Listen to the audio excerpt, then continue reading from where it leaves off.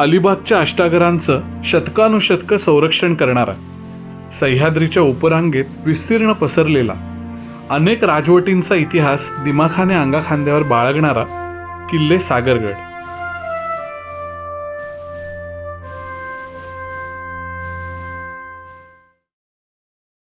सासवण्याला आलोय, निमिषकडे मुक्काम केला.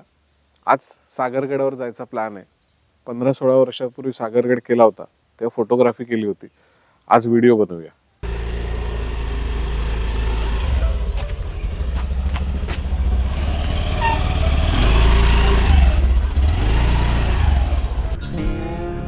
सासवण्याहून अलिबाग रस्त्याला लागलो.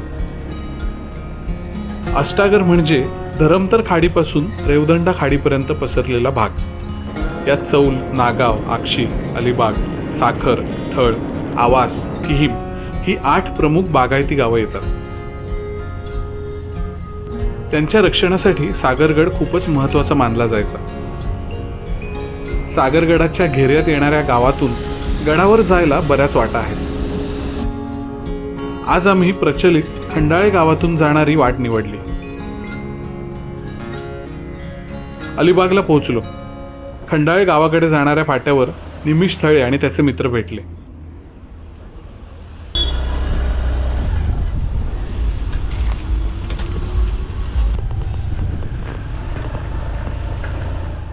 सागरगडाला खंडाळे गावातून 2 वाटा जातात. त्यात आज आपण सिद्धेश्वर मार्गे पायरीच्या वाटेने जाणार आहोत.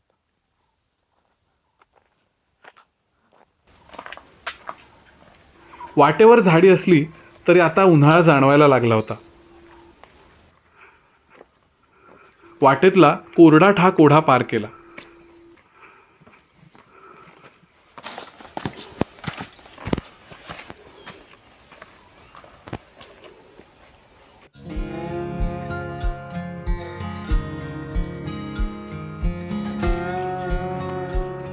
दगडी पायऱ्यांची चढण सुरू झाली.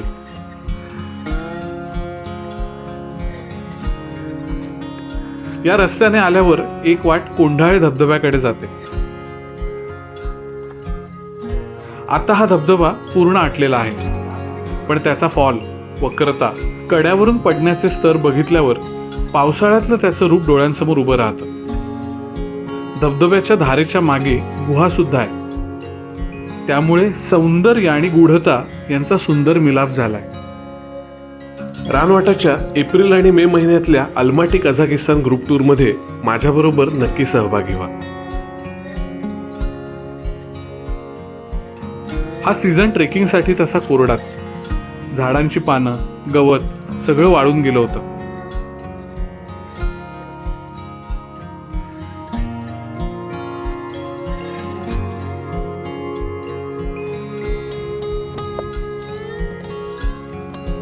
धबधबा बघितल्यावर सिद्धेश्वर मंदिरात आलो.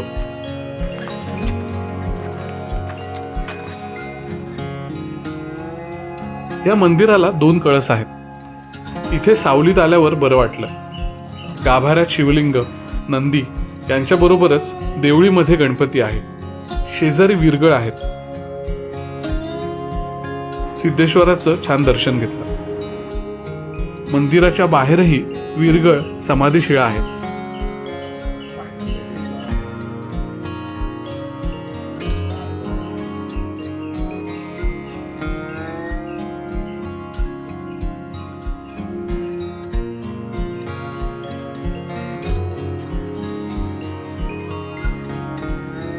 काही वेळातच सागरगड माची गाव आलं. एकदम लहानसं गाव. पाणवठ्यावर दुपारची कामं सुरू होती. साठ्यातलं पाणी आटलं होतं. अजिबात पिण्यायोग्य नव्हतं.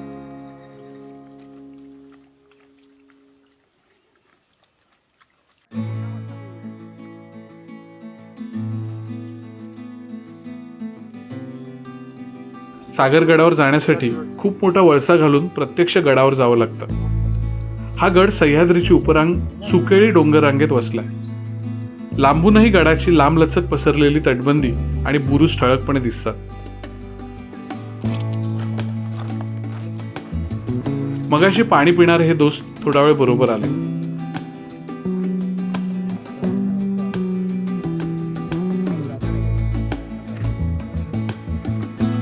वाटेत एक मोठी शिळा लागली. त्यावर कोरीव काम केलं होतं. स्थानिकांच्या समजुतीनुसार ते सप्त आसरांचं स्थान असल्याचं निमिषने सांगितलं.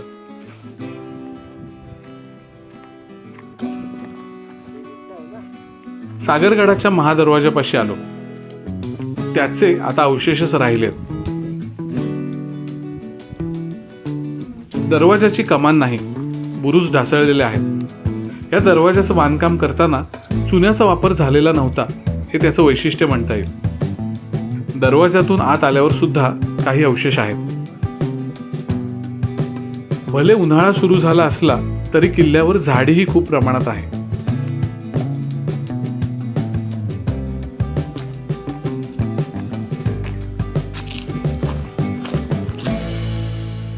किल्ला खूप मोठा होता, त्यामुळे वाटेवर बांधकामाचे, तटबंदीचे, बुरुजांचे बरेच अवशेष होते.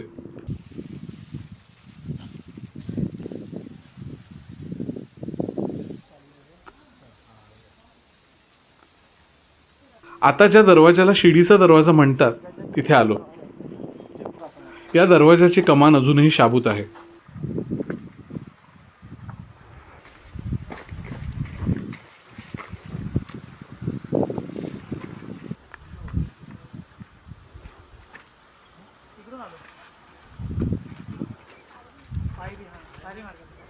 या कमानीची बांधकाम शैली इस्लामी आहे. दगड एकमेकात घट्ट बसावेत यासाठी इथे कीस्टोन वापरलेला दिसतो. म्हणजे असा मुख्य दगड ज्यामुळे बाकीचे दगड एकदम पक्के बसतात.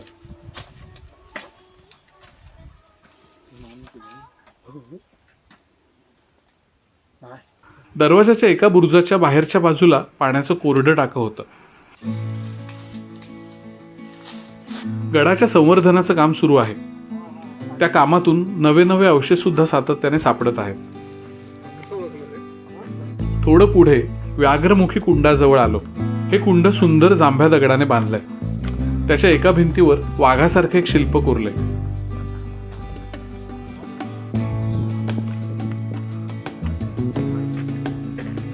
या कुंडात एका कोपऱ्यातून पाणी झिरपत होतं.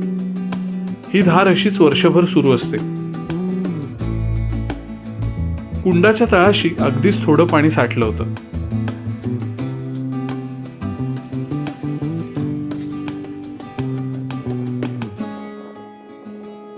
आम्ही सागरगडाच्या प्रसिद्ध गोमुखी कुंडाजवळ आलो. कुंडापर्यंत जायला दगडी पायऱ्यात. ही धार सुद्धा कायम सुरू असते.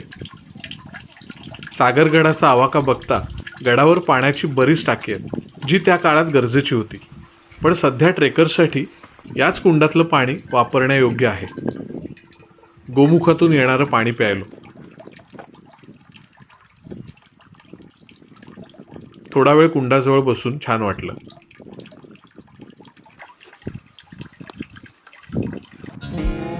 गडावरच्या शिवमंदिरात आलो. स्थानिक याला गडेश्वर म्हणतात. शिवलिंगासमोर मोठा नंदी आहे. गाभाऱ्यात गणपतीची रंगवलेली मूर्ती आहे. गडदेवता खेडजाबाईची मूर्ती आहे.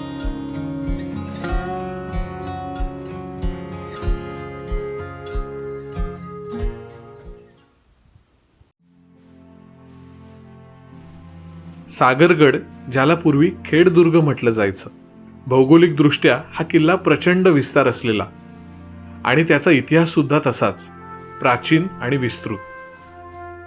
किल्ल्याची बांधणी 14व्या शतकात झाली असावी. किल्ल्याने बहामनी, निजामशाही, आदिलशाही, मुघल, शिवशाही, सिद्धी, सरतेशेवटी इंग्रज अशा राजवटी अनुभवल्या. त्या स्थापन करण्यासाठी झालेल्या लढाया इथे झाल्या. बरेचसे सैनिक त्यात धारातीर्थी पडले. पुरंदरच्या तहात या किल्ल्याचा समावेश होता. कान्होजी आंग्रे यांचा सैनिकी तळ इथे होता. सागरी भागाचं महत्त्व आणि त्याचं संरक्षण याला प्रत्येकच कालखंडात प्राधान्य दिल्याचं लक्षात येतं. त्या दृष्टीने या किल्ल्याच्या बाहेरच्या तटबंदीला एकेकाळी 20 बुरुज असल्याची नोंद आहे. किल्ल्यावर एक मोठा तलाव आहे. सध्या तो आटलाय. पाण्याचा मुबलक साठा असण्याचं आणखी एक उदाहरण. किल्ल्यावर आणि दऱ्यांमध्ये संपन्न जंगल आहे. झाडांच्या, वनस्पतींच्या, फुलपाखरांच्या कित्येक प्रजाती इथे आढळतात. जैवविविधतेमुळे हा सगळाच भाग खूप समृद्ध झालाय.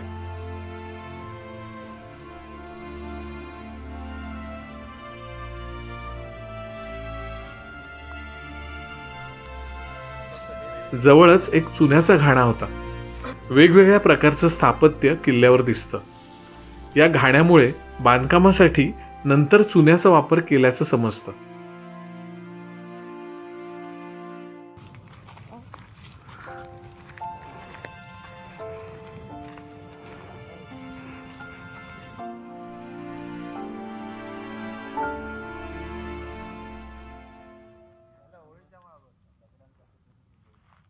सागरगडाच्या बालेकिल्ल्यात आलोय आणि इथे ऐतिहासिक वास्तू खूप मोठ्या प्रमाणात बघायला मिळतात. अजून बराच किल्ला बघायचा होता. इथेही सगळीकडे बांधकामांचे बरेच अवशेष होते. काही तोफा जतन करून ठेवलेल्या आहेत. छत्रपती शिवाजी महाराजांचं सिंहासनाधीश्वर रूप बघून ऊर भरून आला. छत्रपती शिवाजी महाराज आणि छत्रपती संभाजी महाराज यांच्या पदस्पर्शाने हा किल्ला पावन झालाय.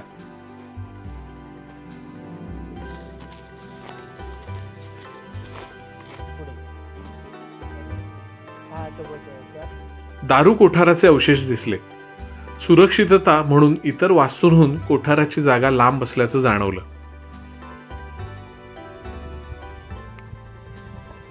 पुढे जांभ्या दगडातल्या दीपस्तंभाचे अवशेष दिसले. एकेकाळी या स्तंभाचे 22 थर होते. शिल्लक राहिलेल्या स्तंभावरून तो किती सुंदर साचेबद्ध बांधला होता याची कल्पना येते.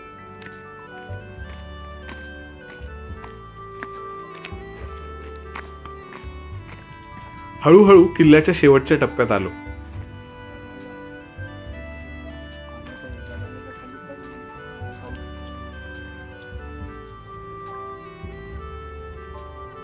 फायनली सागरगडाच्या वानर टोकापर्यंत आलोय.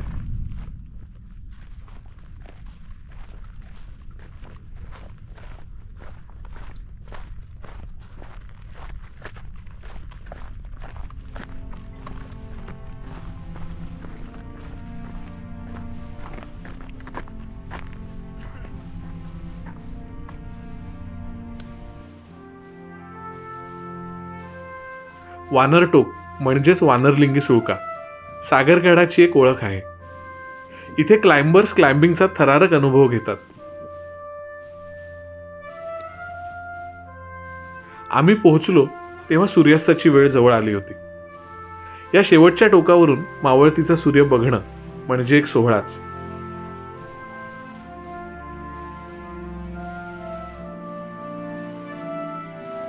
सागरगडासारखे किल्ले फक्त स्वराज्य स्थापनेच्याच नाही तर महाराष्ट्राच्या प्राचीन इतिहासाचे साक्षीदार आहेत.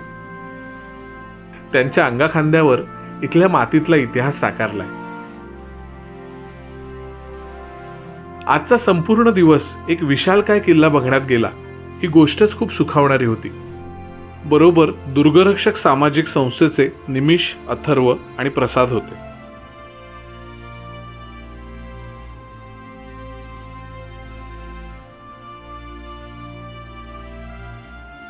खूप बारकाईने निवांतपणे सागरगड बघता आला.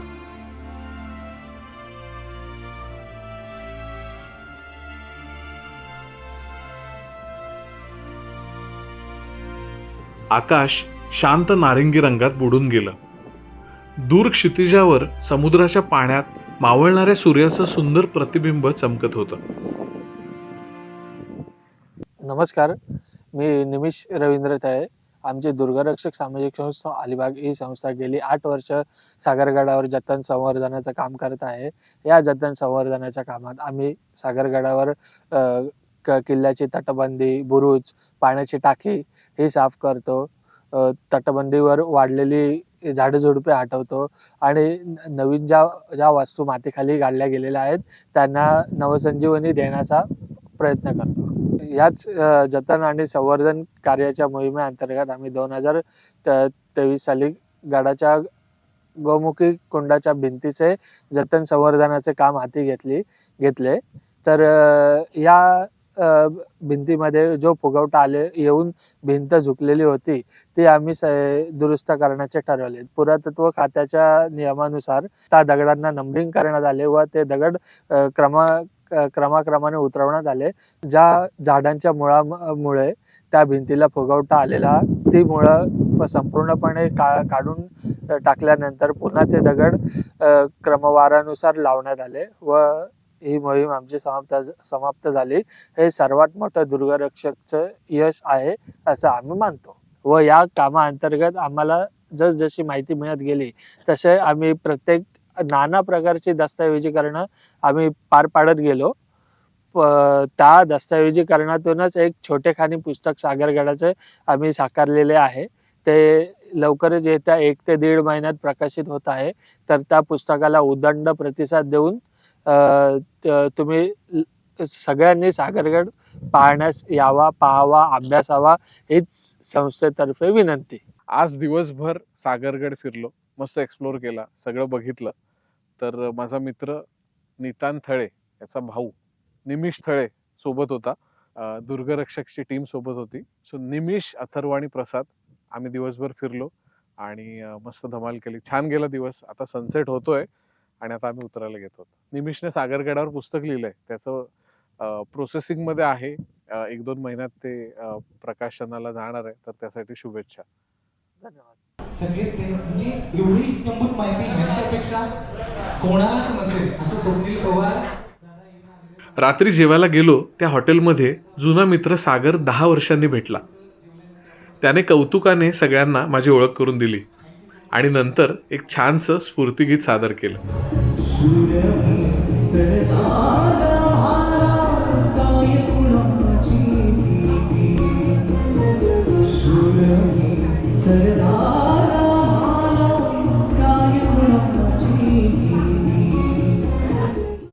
येत्या उन्हाळ्याच्या सुट्टीत रानवाटा इंटरनॅशनल बरोबर चला अलमाटी कझाकिस्तानला. चारिन कॅनियन, कोलसा आणि कॅन्डी लेक्स, भरपूर पार्क्स असा एक मस्त देश एक्सप्लोर करूया. ग्रुप टूरच्या पुढच्या बॅचेस एप्रिल आणि मे महिन्यात. लवकरात लवकर तुमची सीट बुक करा.